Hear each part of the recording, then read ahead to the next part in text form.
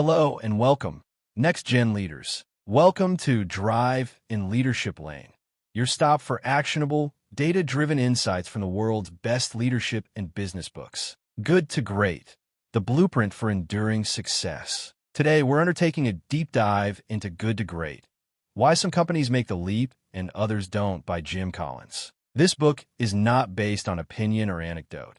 It is the result of a 5-year, meticulous research project conducted by Collins and his team. They screened 1,435 companies and identified just 11 companies that achieved a distinct transition point, moving from 15 years of average or below average market returns to cumulative stock returns at least 3 times the general market over the next 15 years. These companies, including Kimberly-Clark, Walgreens, and Nucor, were then directly contrasted with comparison companies that failed to make the same leap. The purpose was to identify the timeless, universal principles that made the difference. The central conclusion is provocative.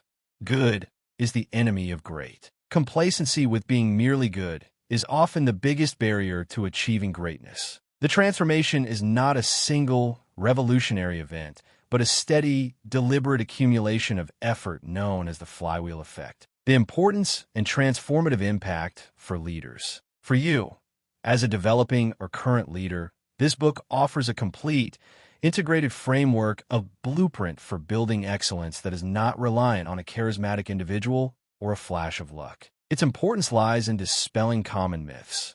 Breakthrough success is not driven by massive change programs, technology fads, or high-profile acquisitions. Instead, it is an accumulative process where consistent, disciplined effort applied in the right direction creates unstoppable momentum. Leaders who fully commit to these principles achieve a transformative impact. They build companies that sustain success over generations, often setting up their successors for even greater triumph. They create organizations where the culture of discipline, not bureaucracy, allows self-disciplined people to thrive and create a lasting legacy of greatness that far transcends the tenure of any single CEO. Key principles and real-world examples in detailed depth. 1. Level 5 leadership, the cornerstone. The research found that every good to great company had level 5 leadership at the helm during the transition period. A level 5 leader is a paradoxical blend of these points. A. Extreme personal humility. They are modest, self-effacing, and shy away from public adulation. They attribute success to factors outside themselves and are more concerned with the company's future success than their personal wealth or fame. B. Intense professional will. They possess an unwavering resolve to do whatever is necessary to build a great, enduring company. They set fierce, demanding standards, and accept nothing less than sustained results. The comparison is stark.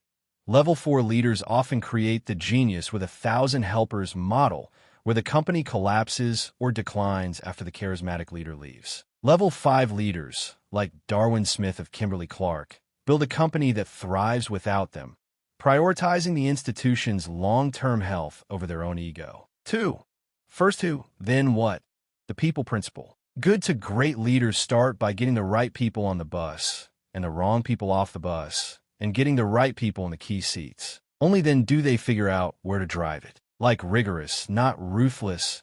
Rigor is about consistently applying exacting standards at all levels, especially the top. It means not hiring in haste and letting people go quickly if they are clearly in the wrong role. It also means putting the best people on the biggest opportunities, not the biggest problems. Example, when Wells Fargo began its transformation, its leaders focused on building a superior executive team first, believing that great people would figure out the right strategy, which proved correct even as the industry rapidly changed, showing that who you hire is more critical than the specific initial strategy.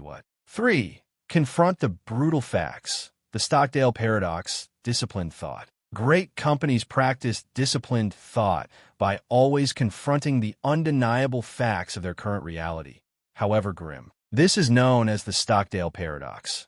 Retain unwavering faith that you will prevail in the end, regardless of the difficulties, and at the same time confront the most brutal facts of your current reality. Like building a climate of truth, leaders achieve this by adopting a Socratic style, leading with questions, not answers. Engaging in dialogue and debate, not coercion. Conducting autopsies without blame after mistakes. And building red flag mechanisms that make problems impossible to ignore. Example, facing the grim truth that it was in a dying industry. Nucor, a steel manufacturer, did not lose faith, but used the brutal facts to make the non-obvious decision to pivot into mini mills, a concept that became the core of its greatness. 4. The Hedgehog Concept, radical simplicity. Greatness requires simplifying a complex world into a single, simple, guiding idea, the Hedgehog Concept. This concept lies at the intersection of three circles, forcing you to move past noise and focus on what truly matters. Is what you can be the best in the world at, and, just as importantly, what you cannot be the best at. This is an economic reality, not an aspiration. What drives your economic engine? The single metric that has the biggest impact on your profitability or cash flow. For example, profit per customer, profit per store. What you're deeply passionate about. Example, Walgreens simplified its vast offering to focus on being the best and most convenient drugstore, with the key economic denominator being profit per customer visit. They ruthlessly cut back on all other opportunities that did not fit this focus. 5.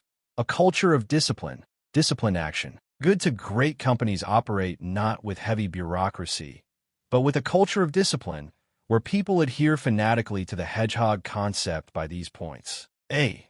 Freedom within a framework. This culture is built on self-disciplined people who are given the freedom and responsibility to act, but within the clear constraints of the Hedgehog Concept. B. The single most important discipline is fanatical adherence to the Hedgehog Concept, saying no to brilliant opportunities that fall outside the three circles. 6. Technology accelerators. The tool, not the creator. Technology is not the initial cause of the transformation. It is merely a tool used to accelerate the momentum after the core principles are in place, particularly when it fits directly into the Hedgehog Concept. Technology is never the lead factor. Disciplined thought about the technology is. Final thoughts. Good to Great provides a powerful and enduring template for success, confirming that breakthrough performance comes from a sequential, disciplined process built upon level 5 leadership, getting the right people in the right seats, confronting reality, and focusing relentlessly on the Hedgehog Concept. By internalizing and applying these flywheel principles, you can stop searching for the miracle moment and begin the steady, purposeful push toward building truly great results in your career and leadership. Thank you for driving with me today on Drive in Leadership Lane. Be sure to tune in next time as we continue our journey in leadership literature. Drive safe and lead well.